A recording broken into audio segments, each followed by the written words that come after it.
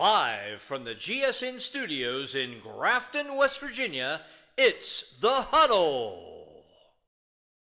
And welcome back, ladies and gentlemen, to The Hudl. Today is the 9th episode, and it is the 15th of November. I am Parker Briller, joined by my co-host and very good friend, Noah Flea Foley. Flea, it's been a while, man. It has been. Been a busy few weeks for us. Yeah, and we're sorry we couldn't get you any episodes out. Flea's been doing soccer things, and we're going to talk more about that later. But we've got a lot to get into today, lots of stuff to talk about. And before we do, we got a quick word from our sponsor. At Quality Machine, we specialize in welding, machining, custom design, and industrial manufacturing. Our team's unparalleled expertise can deliver top-tier solutions for your next project or repair. Need structural steel work or crane and rigging services? We've got you covered. From small jobs to big ideas, Quality Machine is your trusted partner. Experience the quality difference. Quality Machine Company, where industry meets innovation. All right, Flea, it's been a busy few weeks in the sports world of Grafton High School and across the state of West Virginia as well. Yeah, it has. Fall sports just ended here at Grafton High School. So today we're going to talk about volleyball, soccer, football, and we're even going to touch on the GHS annual Powder Puff game. Yeah, that's great, man. I just want to bring up something. I heard Coach Johnson and Mr. Rucker say this when I walked in. The football playoffs for high school are going to be like going on when the basketball playoffs start. See, I don't know. It's really screwed up, and they were joking, of course, but I just thought it was fun. It was funny. It is funny, but that's a whole mess. We're going to talk about that in a few minutes as well. Yep. All right. Before we begin, I want to give a shout out to the cheerleading team. We had a few guests on there a few weeks ago, and they placed 6th at regionals and 8th at Big Ten. So congratulations to them. Big Ten, it's a tough conference for cheerleading and really any sport, so they did pretty well. All right, first, let's talk about volleyball. Their season came to an end a few weeks ago, and I talked to assistant coach Brittany Shimmy on how she felt the team performed this year, and we'll roll the clip. I think if you asked the girls, they would have wanted to win more, and I think it was definitely doable. So I think positives, though, is that we still won more than we won last year, right? And we graduated 4 seniors, one of which was varsity, so we're not losing too many people on varsity. So next year's looking really well. Okay, and what else do you want to see next year from the girls that's going to make this team, even better than they were? Probably nothing like skill-wise, because I think they have great skill. I think I would rather see the team bond and their play look like they're working together as one. So the girls finished 7-15 on the year, which was considerably better from past years. They unfortunately lost in the sectional round. And Flea, I think Shimmy touched on it there a second ago.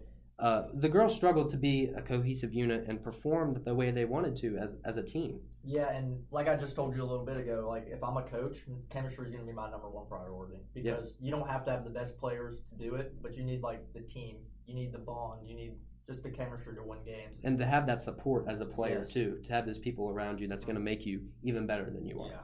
So their season came to an end, and hopefully best of luck next year, and we'll definitely do some more reporting on that as well.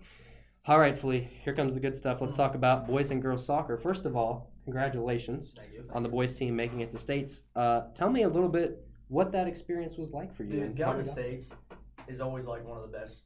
I think it's one of the best experiences. Like I wasn't there for the night because I had to get cleared to play. Yeah. But had a little injury. But that day I was there, and the night I stayed after our game. I mean, just incredible. Like just spending one more night with the guys. It was fun, man. Like one last hoorah, you could say. It was a good time. And Mr. Knight always says like, we want to go back to States because we like know what it feels like. We know what it tastes like. But like, it was fun, dude. Like I really enjoyed it. That's good. And both of these teams had great years this year, the boys and the girls.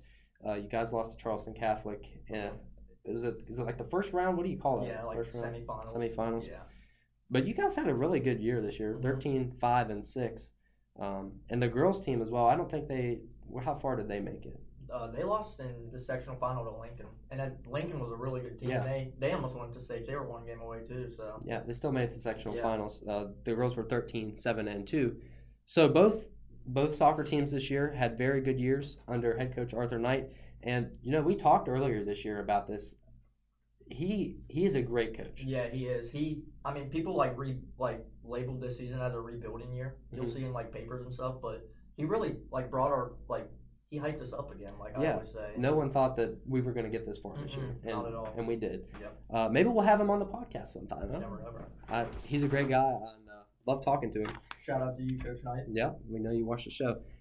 All right, football season. Lots of controversy going on with this one. Their season wrapped up last week. The team's final record was 3-7, with their final game being a loss to Lewis County.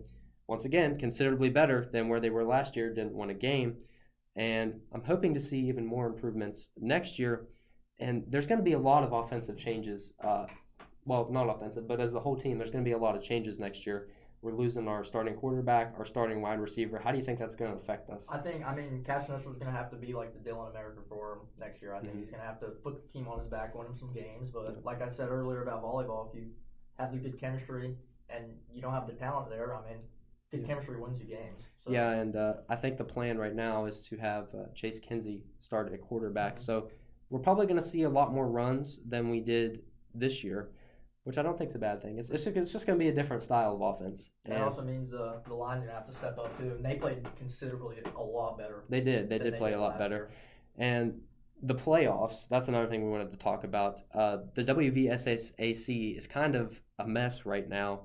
And the high school playoffs, they might not be happening in West Virginia due to all of these reclassifications and teams filing injunctions.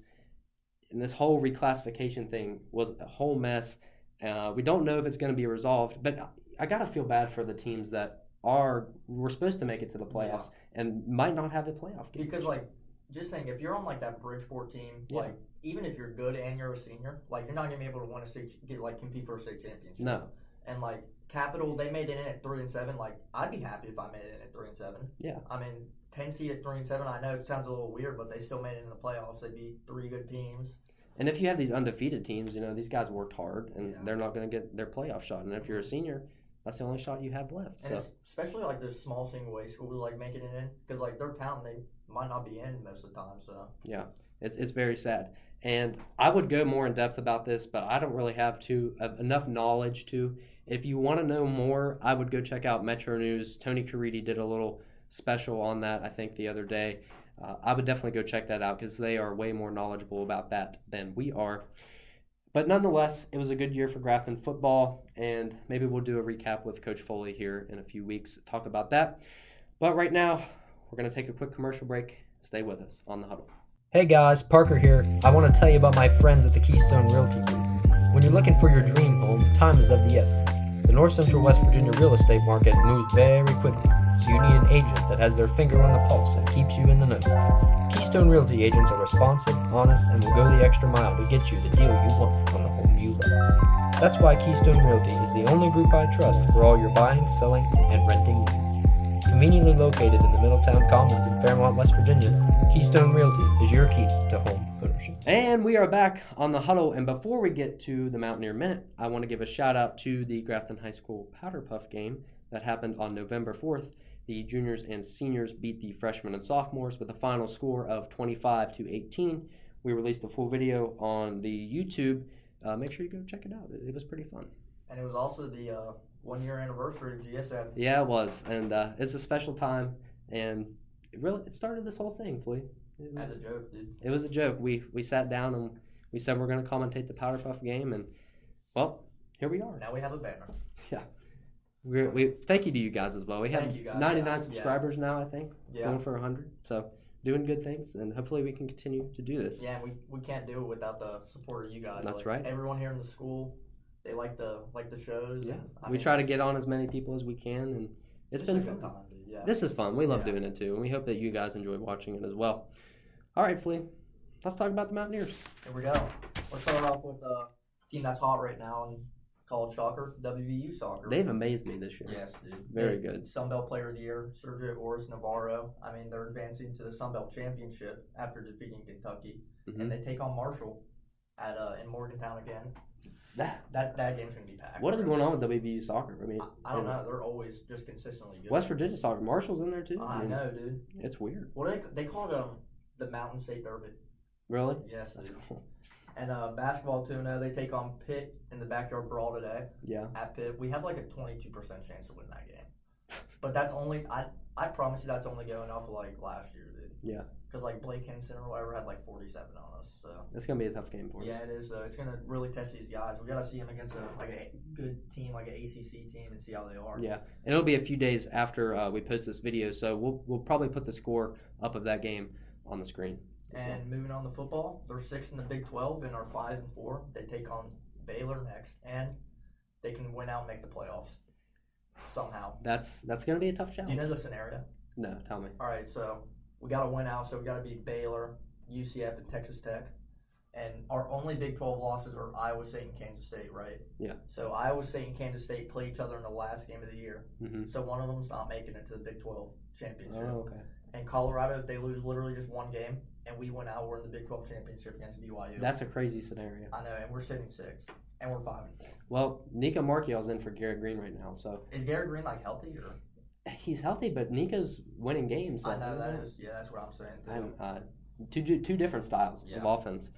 So I don't know. Mountaineers doing good things, I guess. Yeah, man. Just pretty good. All right. Coming up next in a few weeks, it's going to be basketball season, Flea. I'm excited. I am too, and we're going to bring you folks all the coverage of both boys and girls basketball. We will even be commentating home games, as many as we can.